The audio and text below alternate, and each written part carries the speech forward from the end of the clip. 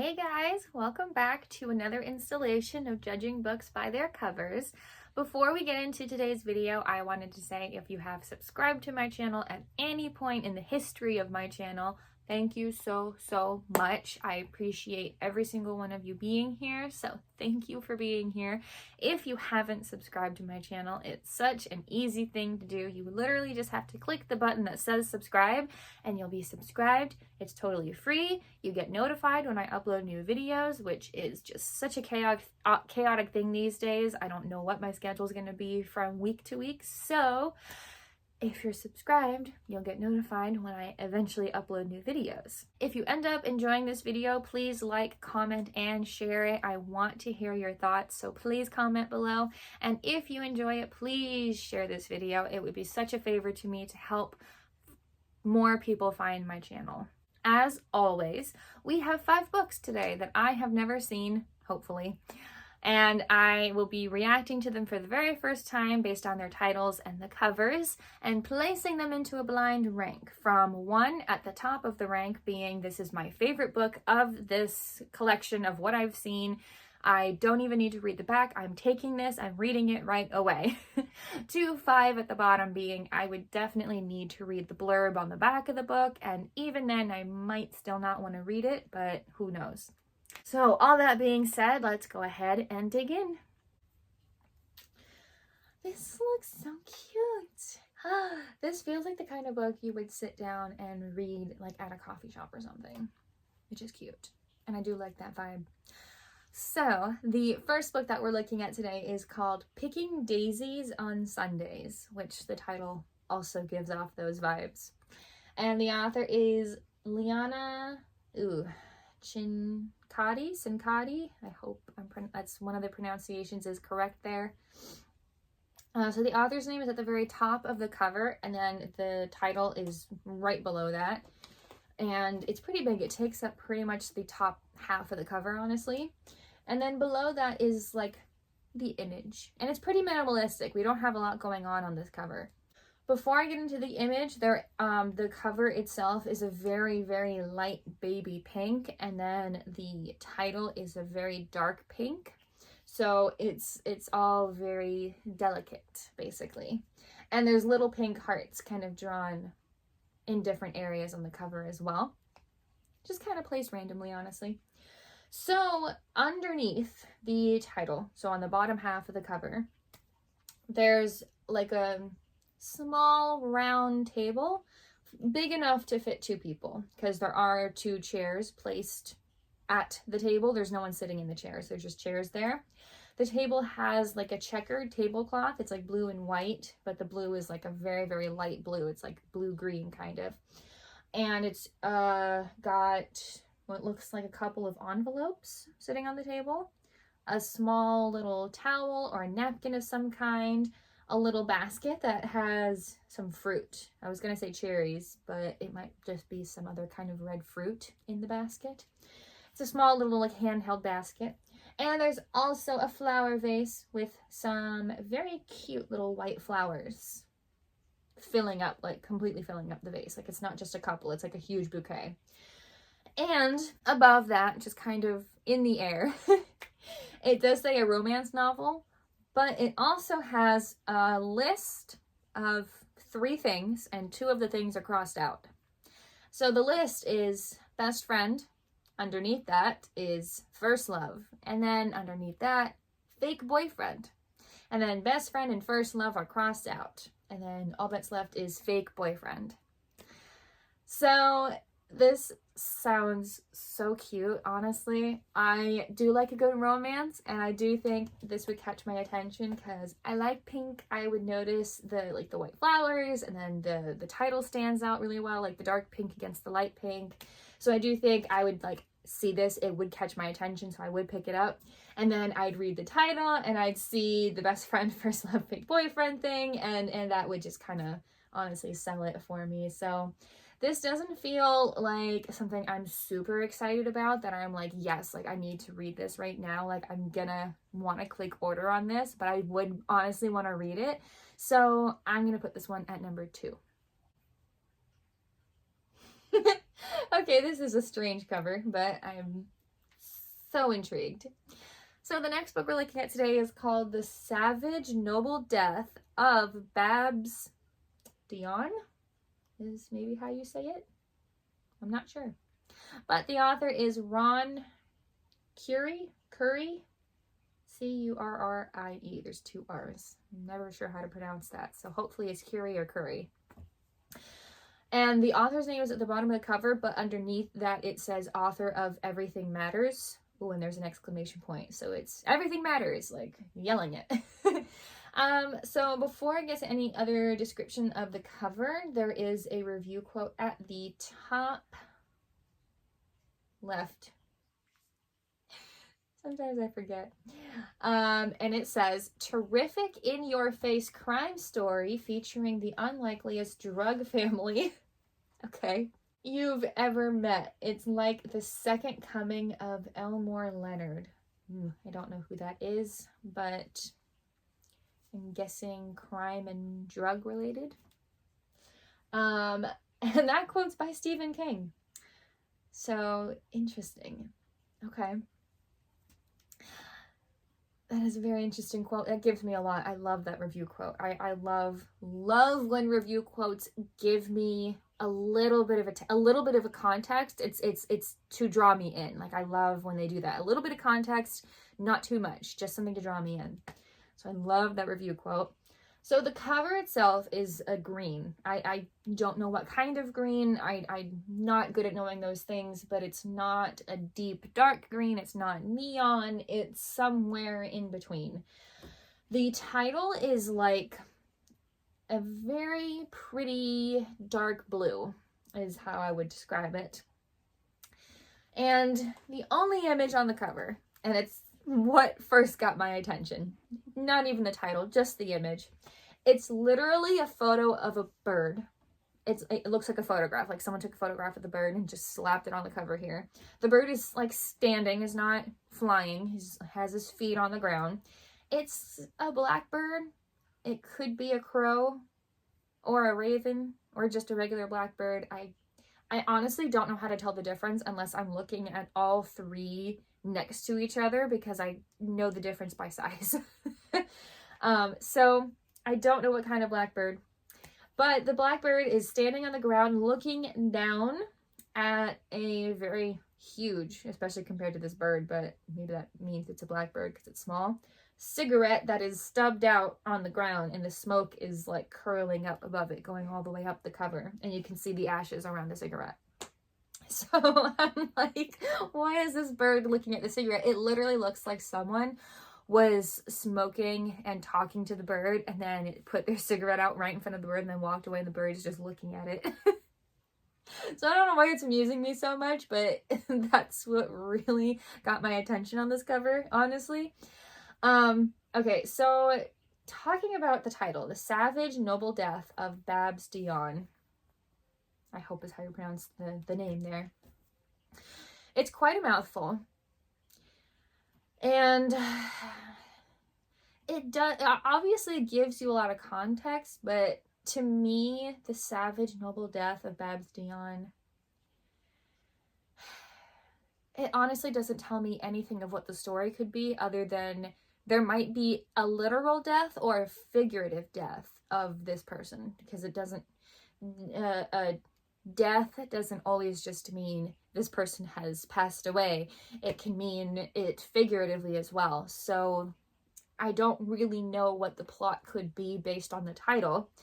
The image gives me nothing, but definitely amuses me, so I am curious.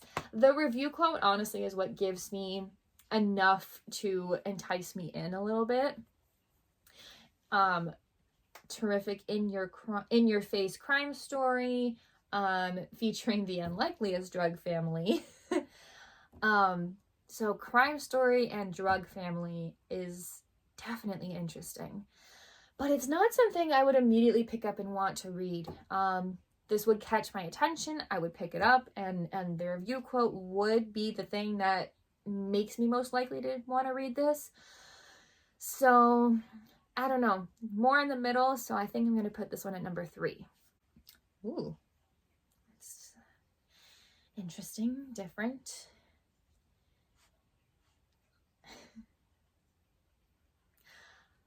So the next book that we're looking at today is called My Heart and Other Black Holes, which is clever, and I like that title.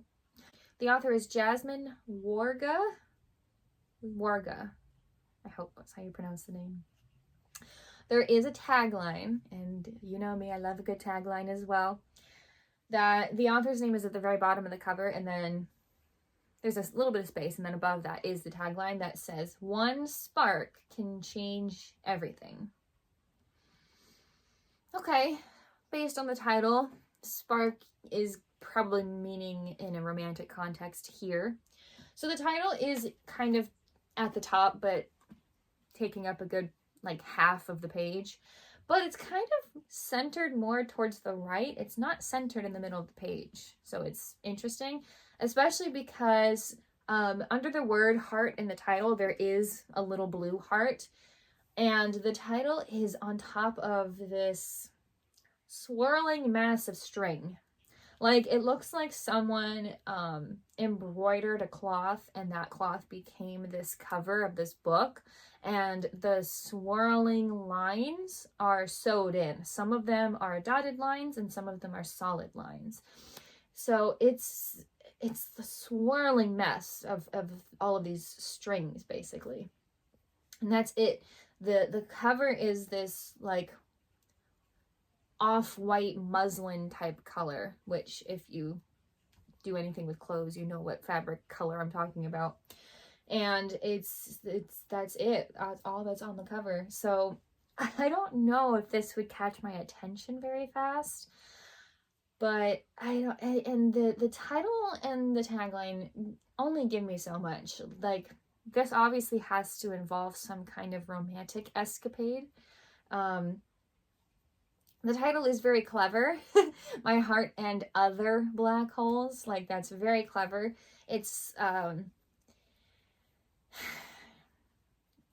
almost like our protagonist is going to be self-deprecating, has been through a lot of other things. But then the tagline, "One spark can change everything," is clearly where the direction of the book goes. So I am interested.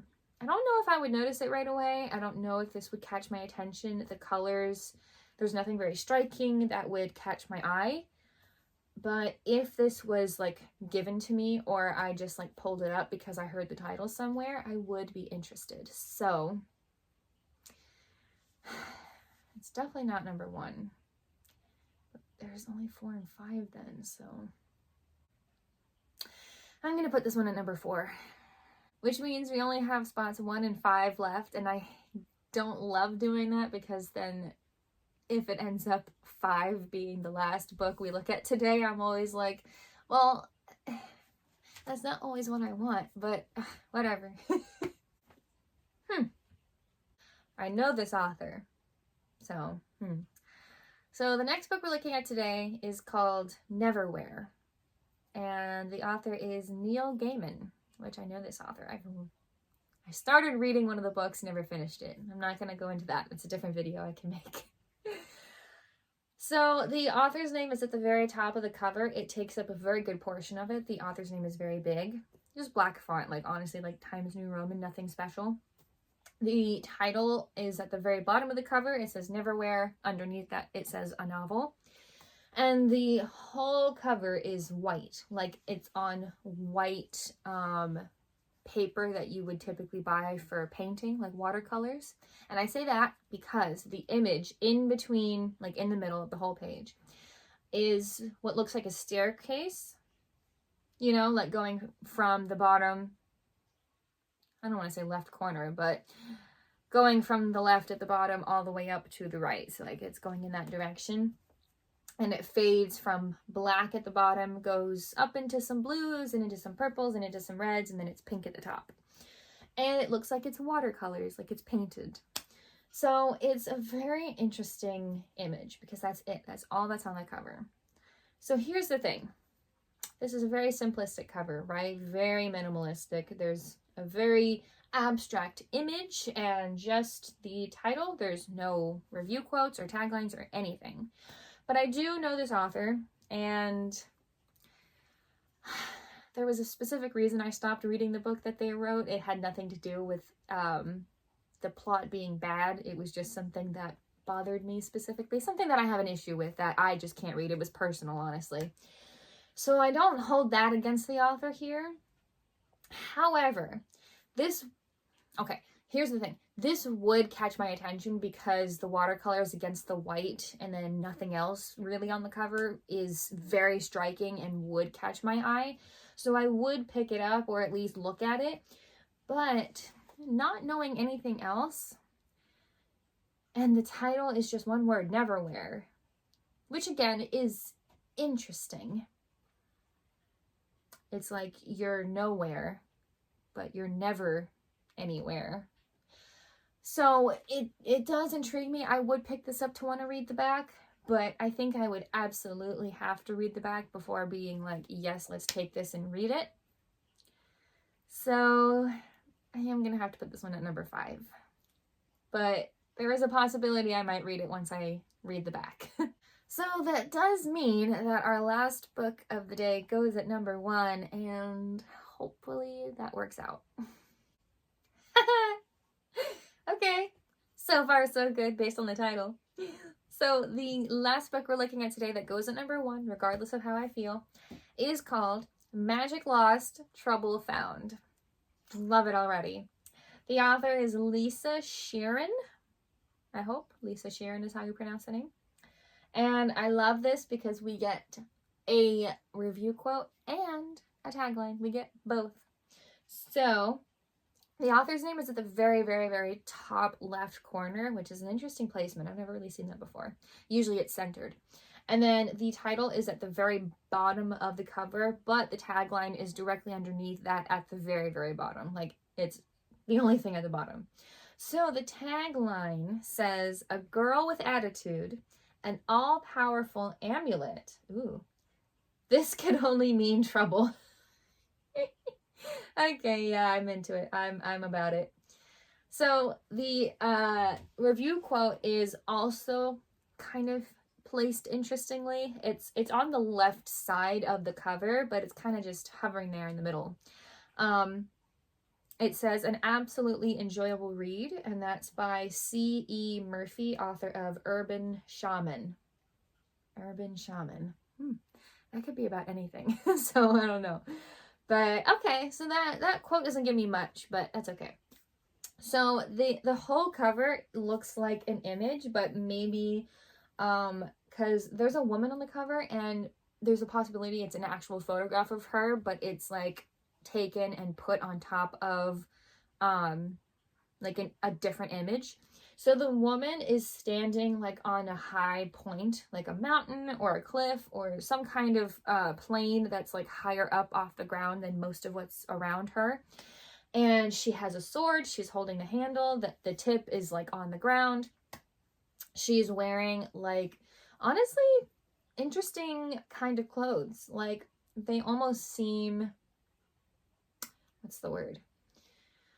From a different time, but she's wearing pants, and usually the kinds of clothing that you wear that look like this from a different time, usually women have to wear dresses and skirts because women didn't wear pants until the last 100 years.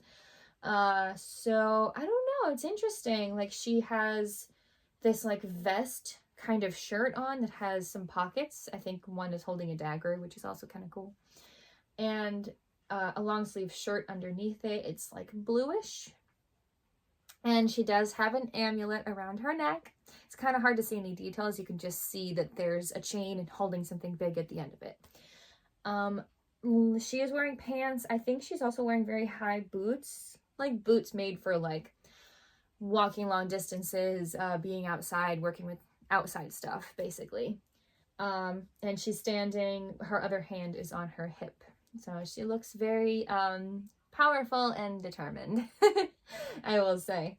So the land that's beneath her, it looks like there's water and then there's little islands or little peninsulas kind of jutting out from maybe the main land, and you can see some houses, some short buildings. It's kind of hard to tell if she is in another time or if she just dresses like she's from another time. That's not very clear. But the sky is very pretty because you see the water and the land below, kind of like half of the cover, and then the other half of the cover you see the skyline. There's a lot of clouds, and the light shining from behind the clouds makes everything a pink purple kind of light all over the cover. The other interesting thing though is the light that you would think is coming from the sun has a trail coming off of it that's like going up and arcing away, and it's almost like, is the sun not that and that's something else, or is the sun falling? So I don't know, there's a little bit of intrigue with that particular part of the image. So the funny thing is, this actually looks like the cover of like back in the day, when you would buy like a series on DVD or like a movie on DVD, and you would have the cover. This is kind of what it looks like, more than a book cover. But because of the title and the tagline, I'm sold. It's not really the cover that sells me. I mean, it is kind of cool. Like, it's obviously a woman who is in control of something. She has some sort of power about her. So, yeah. I don't know if this is something like I would absolutely feel like, yes, I'm taking this home. I'm reading this as soon as I have time. But out of all the books we looked at today, I'm happy with this one being at number 1. So that's all for this week's video. Let me know in the comments what you guys think of this week's rank. I'm actually very happy with all of this. I think this is the exact order in which I would pick everything up and decide to take something home to read. But yeah, again, number 1 is it's iffy, right? I love the title, I love the tagline. The image on the cover is okay. I think I would want to read it, but it's not, I don't have the reaction I normally have to putting things at number 1. But let me know if you guys have read any of these books. I always want to know, especially I like hearing what other people think, if you've read any of these books or even just heard of it. So let me know in the comments if you've heard of any of these. But that's all for this week's video. Thank you guys so much for watching and for being here, and I will see you all in the next video.